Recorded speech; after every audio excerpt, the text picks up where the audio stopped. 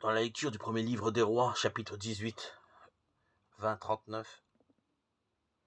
prophète Élie est envoyé pour résoudre la terrible crise religieuse que traverse Israël au IXe siècle avant Jésus-Christ et qui s'appelle le syncrétisme.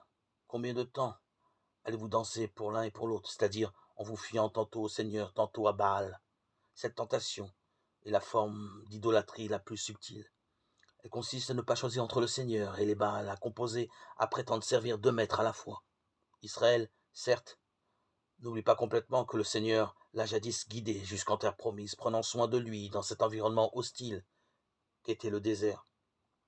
Et pour cela, il continue à lui être reconnaissant. Mais c'était autrefois et ailleurs. Désormais, le peuple est installé dans cette terre où coule le lait et le miel. Il devient agriculteur, il découvre les divinités locales, vénérées pour faire tomber la pluie et assurer la fertilité du sol. Pour mettre toutes les chances de son côté, il se laisse alors séduire par ses idoles. Élie convoque le peuple pour mettre fin à cette situation de confusion et l'invite à la conversion. Sur le mont Carmel, il lui demande de faire un choix décisif et radical.